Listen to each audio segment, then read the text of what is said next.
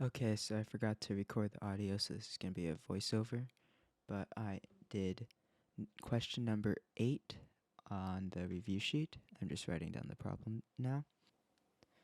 So this is a homogeneous linear second order DE. So we are going to be using the auxiliary equation, and that will be y equals m to x, y prime equals me to the power of mx, and y double prime equals m squared e to the power of mx. Here we could plug that into the equation, which would be m squared e to the mx minus 4 me to the mx plus 5e to the mx equals 0. And that will become e to mx, and we could take that out and make m squared minus 4m plus 5 equals 0. And then we could get m squared minus 4m plus 5 equals 0. And here we have to use the quadratic equation, which would be 4 plus minus square root.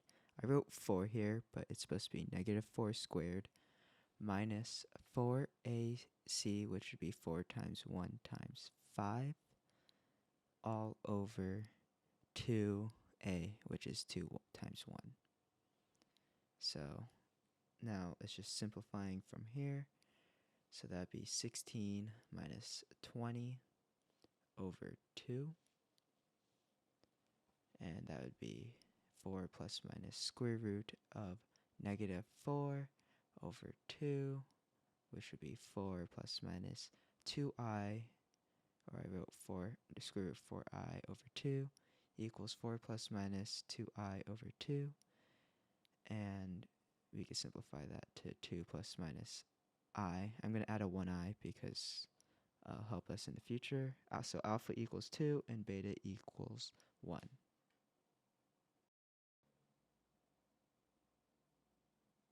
So this will be a case 3. So y1 will equal c1 e to the power of alpha x cosine of beta x, and y2 would be c2 e to the alpha x sine beta x.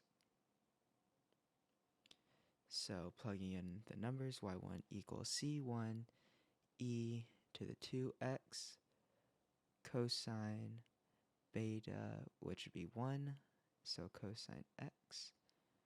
C2 equals, y2 equals c2 e to the power of 2x sine of x. So here we can find our general solution.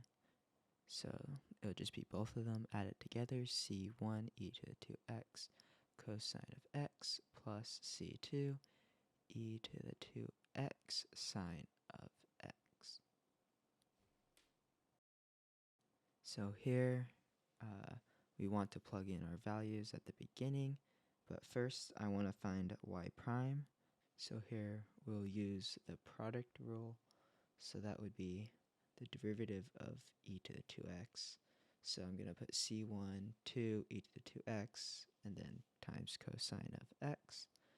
And here now we take the derivative of cosine of x, which would be negative sine of x. So I'm going to add a negative, and I'm going to put the constants in front of it to make it look cleaner. So that would be c1 e to the 2x times sine x. And same thing for the second part. So c2 2 e to the 2x. And I think I have to move all that to the left over there.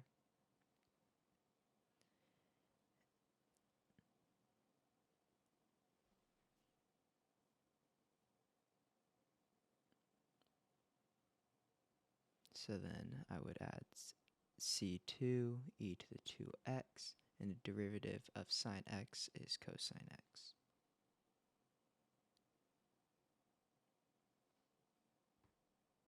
Now plugging in y of 0, so y of 0 equals 2.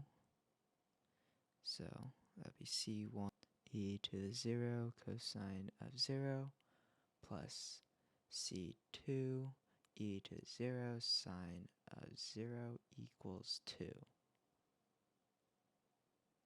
So we get c1 e to the 0 and cosine of 0 are 1, and sine of 0 is 0, so that all becomes 0. So we get c1 equals 2. So now for y prime of 0, so that would be c1 2 e to the 0 cosine of 0 minus c1 e to the power of 0 sine of 0 plus c2 2 e to the 0 sine of 0 plus c2 e to the power of 0 cosine of 0, and that will all equal 1.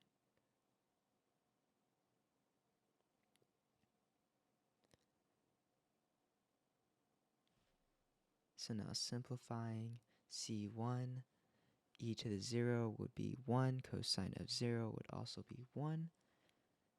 All that, sine of 0 would be 0, so all those turn to 0, and we'll add a c2 and e to the 0 and cosine of 0 is 1, it all equals 1. So we know what c1 is, and we could just plug that in, so that would be 2 times 2 plus c2 equals 1. So we could make c2 equals 1 minus 4, and that would equal negative 3.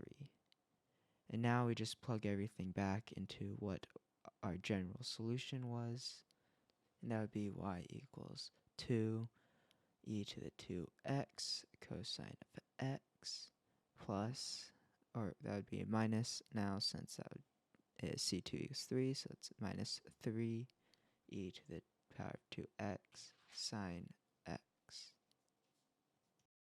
We could also simplify this or factor out an e to the power of 2x if you want. So that would be e to the power of 2x parentheses 2 cosine of x minus 3 sine of x. And that is our answer.